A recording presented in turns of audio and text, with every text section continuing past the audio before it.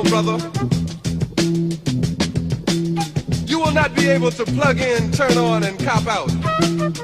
You will not be able to lose yourself on Skag and skip out for beer during commercials because the revolution Quiero will not agradecer a be... Enfoque Derecho de Temis esta invitación que me han hecho, que la considero como una atención y una cortesía en vista de mis años de vinculación con nuestra querida universidad, y sobre un tema que es de actualidad y que se está discutiendo hace muchos años, como es si mantenemos el unicameralismo o retornamos al bicameralismo, o sea, si tenemos una sola cámara o tenemos dos cámaras.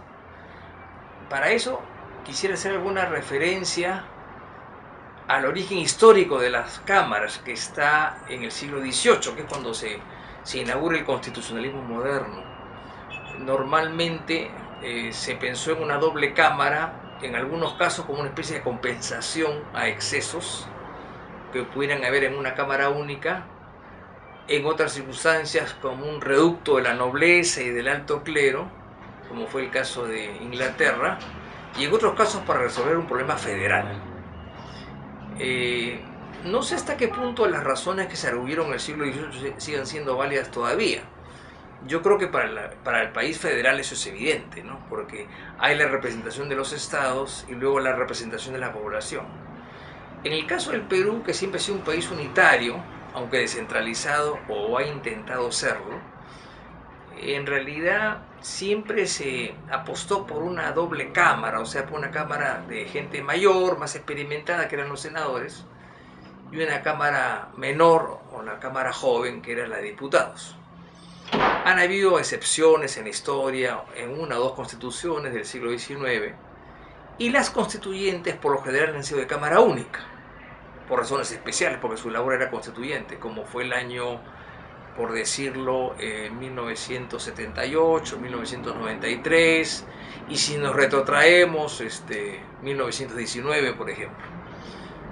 En el Perú funcionó eso, y había lo que se llamaba un bicameralismo paritario o idéntico, en el cual una cámara hacía lo que hacía la otra, con lo cual había una especie de duplicidad. En alguna oportunidad un famoso político dijo: si las dos cámaras hacen lo mismo, una sobra. Entonces, bajo esa teoría se fue replanteando la estructura del Congreso, y se creó a partir del año 1979 lo que se podría llamar, y así lo conoce parte de la doctrina, como un bicameralismo imperfecto o asimétrico, en el cual el grueso de las facultades estaba en la Cámara Baja, que era la Cámara Política, que censuraba ministros, interrogaba, etc., y la Cámara Alta, que tenía funciones mucho más pequeñas. O sea, y además había una representación de las regiones, con la idea que la región fuese avanzando y se crease una descentralización, no tanto política, sino sobre todo administrativa y económica. Pero ese argumento, que fue útil en su momento, lamentablemente no funcionó, y luego vino la tesis que argumentó el fujimorismo de que las dos cámaras eran muy caras. Entonces, con el argumento del ahorro, que fue lo único que se esgrimió en aquella época, se eliminó una cámara y quedamos en cámara única, con 120 representantes que luego subieron a 130. El problema de la cámara única que yo veo es que hay un problema de representación, o sea, cada congresista debe ser representante de un mínimo de la población. Entonces, si nosotros, por ejemplo, tenemos, por decir, 18 millones de electores y son 130, dividamos, entonces cada congresista representa a varios miles, con lo cual no representa a nadie. Eso es por un lado. Y por otro, al ser una cámara única, se han bajado los requisitos y el estándar. Entonces se da pues un parlamento mediocre como el que tenemos, en la cual hay no solamente mediocridad, hay corrupción, hay manejos turbios y hay muchos pleitos caseros y domésticos al interior de él. Entonces hace varios años que se está pensando en replantear la estructura del Congreso y volver a una segunda cámara de senadores que, pienso yo, debería ser pequeña, estamos hablando de 40 o 50 personas, y que debería tener mayores exigencias, no solamente en edad, sino también en ciertos requisitos. No estoy hablando, por supuesto, de que sean doctores, ni mucho menos, ¿no? Pero sí quizá pues un mínimo de educación, un mínimo de referencias, un mínimo de experiencia, ¿no? Y naturalmente antecedentes, ¿no? Penales y judiciales, que es lo que hoy día se necesita tanto. Entonces se pensó mucho en ese replanteamiento de un Senado disminuido, en la cual tuviese una mínima participación en la elaboración de las leyes y capacidad de veto en otras. Entonces, si yo creo que dividimos ambas cámaras, que no sean iguales, sino que sean distintas, una fuerte que es la cámara baja, que es la cámara política, y una cámara alta con gente más calificada, más representativa, y que tenga mayor experiencia, evidentemente, yo creo que podríamos avanzar algo. No digo que esto garantice la gobernabilidad, no, pero en algunos casos la segunda cámara ha detenido algunas medidas precipitadas. Voy a poner un solo ejemplo. Alan García en su primer periodo, que todos sabemos que fue realmente nefasto, de la noche a la mañana se le ocurrió que había que estatizar la banca.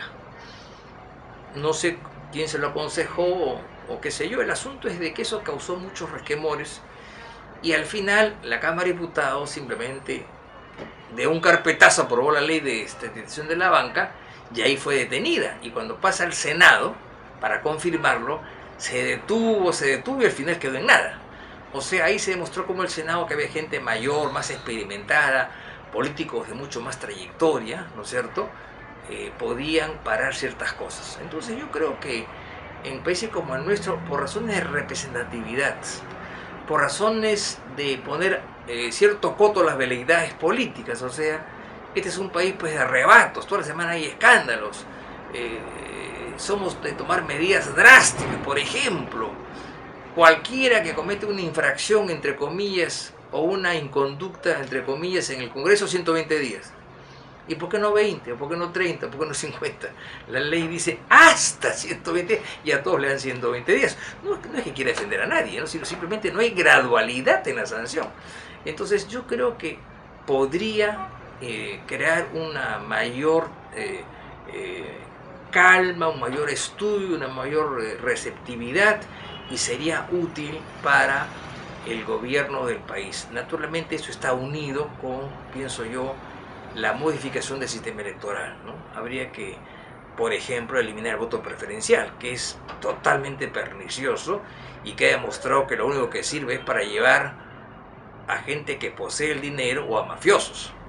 Entonces eso hay que quitarlo decididamente, porque la única manera de fortalecer a los grupos, sean movimientos, sean partidos, es creando listas compactas, no hay otra manera. O sea, esto tendría que ir unido no solamente a un rediseño institucional en la Constitución, sino también a una cierta modificación del aparato electoral.